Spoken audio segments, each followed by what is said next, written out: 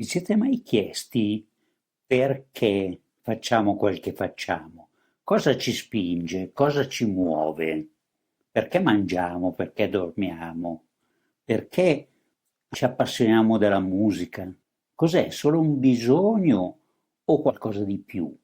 Oggi vi parlo della pulsione così come la intendeva Freud. Attenzione perché non parliamo di quello che di solito si intende per pulsione come un istinto o un desiderio.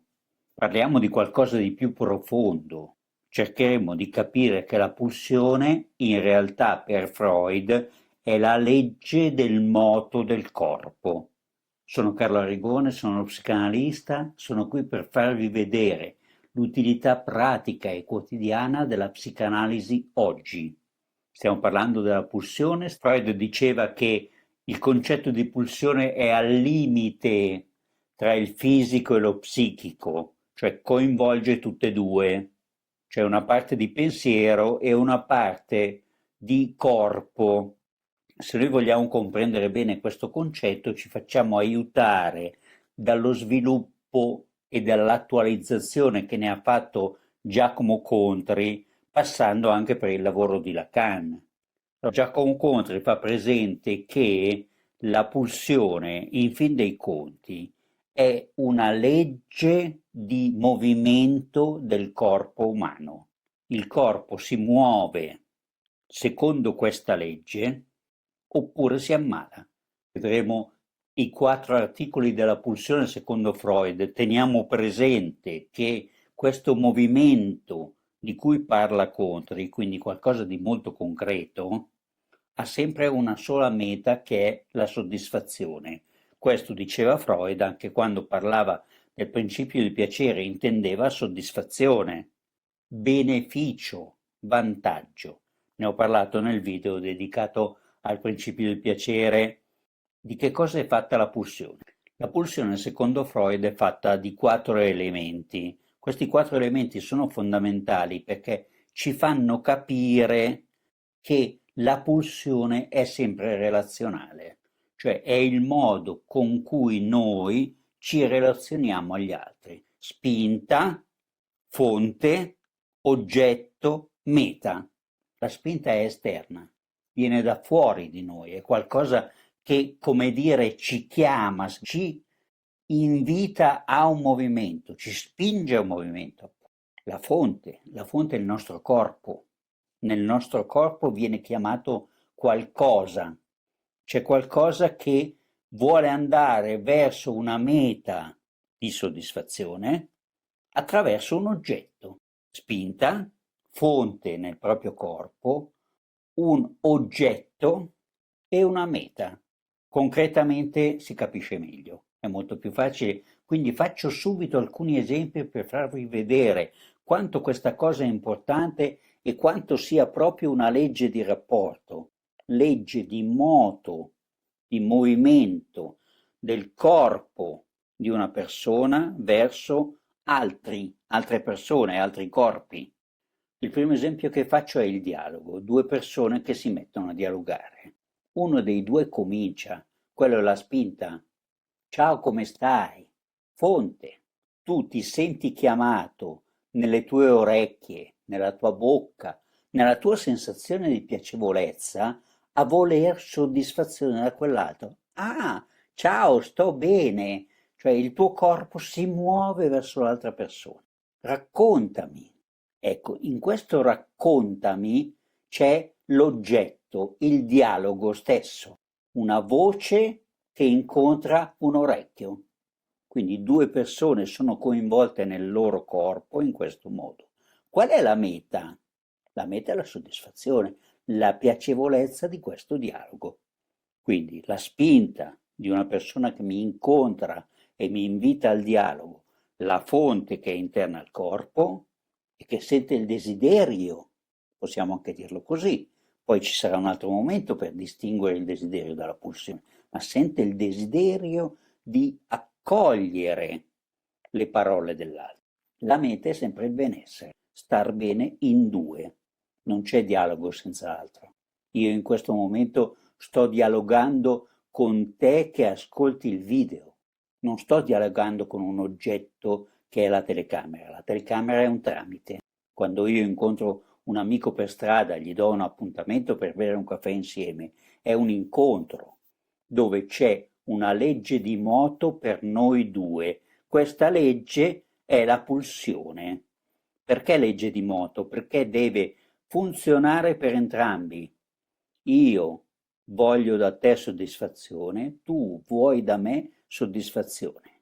Siamo coinvolti con i nostri corpi che ascoltano, parlano, usano tutti i sensi nel rapporto e dove vogliono arrivare? Vogliono arrivare al gradimento, tutti e due contenti. Il secondo esempio che faccio è quello alimentare. Tutti noi mangiamo, dobbiamo mangiare, per così dire. Sembrerebbe un bisogno legato al nostro organismo che ha bisogno di nutrirsi. In realtà è qualcosa di più.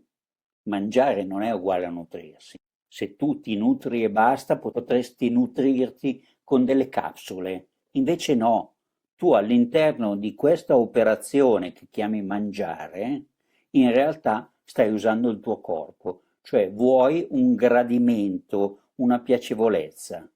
Il cibo è la spinta, l'idea del cibo, la fame è la fonte, ti viene voglia di, senti nel tuo corpo il desiderio di, lo senti in bocca, lo senti nello stomaco, lo senti in tutto te stesso. L'oggetto è l'esperienza del mangiare, cioè il cibo, la meta è la soddisfazione. Dov'è l'altro? L'altro è quello che ti ha procurato il cibo, fin da quando eri piccolo. Mangiare è sempre una relazione. Anche quando mangi da solo, il cibo simboleggia chi ti dà da mangiare. Da piccolo era la mamma che ti allattava, che ti dava le pappette. Cosa c'è che si può distinguere tra la mamma e il cibo? No, è un'esperienza unica. Il cibo è la mamma, il papà, la nonna, non importa, è l'altro che ti rende piacevole l'esperienza, ti dà quel surplus per cui io gradisco da te qualcosa di buono. Quindi fonte, la fame che mi viene pensando al cibo oppure vedendo l'insegna del ristorante, non importa, andando al supermercato. La fonte, il mio corpo chiede nutrimento, ma nutrimento, che è l'oggetto cibo, lo chiede non solo per soddisfare il proprio organismo, ma per una meta di piacere. Spinta, fonte, oggetto, meta. Terzo esempio, molto semplice, esperienza che possiamo fare tutti nel quotidiano. Leggere un buon libro. Il libro mi stimola la lettura. Io sento il desiderio di prendere in mano questo libro e sentire cosa mi racconta. Quindi è un'esperienza sensoriale anche questa, sono coinvolti gli occhi, sono coinvolti i sensi, il tatto, il resto se ne sta lì tranquillo. Tu sei tutto preso dalla oggetto racconto, contenuto del libro, il quale ti offre una meta di soddisfazione. Tu vuoi andare a questa meta, ti deve piacere, se no abbandoni la lettura. Il libro non è solo un oggetto, il libro è stato scritto da qualcuno, quindi dietro il libro c'è l'altro, c'è l'autore del libro, che attraverso quello che ha scritto vuole entrare in rapporto con te. Tu stai entrando in rapporto con un autore. Se invece del libro vuoi metterci la musica, vedi tu, è sempre il rapporto con un altro mediato da un oggetto. Quindi noi abbiamo dei rapporti diretti con le altre persone, sono pulsioni che riguardano sempre il corpo, e rapporti indiretti mediati da oggetti. Nell'esperienza del mangiare, ad esempio, se tutto va bene, è gradevole mangiare. La patologia dov'è? È l'anoressia, signore. La persona anoressica non vuole mangiare non perché rigetta il cibo, ma per ostilità nei confronti dell'altra persona, di qualcun altro o del mondo intero. È una guerra, laddove invece c'è un compagno che ti accompagna a soddisfazione attraverso una legge di movimento tuo e dell'altro uguale. Entrambi siamo soddisfatti? In questo caso, nella patologia, c'è una guerra. Io mi rifiuto di ricevere soddisfazione da te. Gli esempi potrebbero moltiplicarsi all'infinito perché sono la nostra esperienza nel quotidiano. Addirittura il dormire è un moto fondamentale del corpo, ma l'importante da sottolineare è la legge. Noi siamo dentro questa legge, o noi osserviamo la legge, una specie di Costituzione, come dire la Costituzione italiana, fondata su alcuni articoli cardine. Ecco, allo stesso modo la Costituzione del nostro corpo è fondata su questi 4 articoli.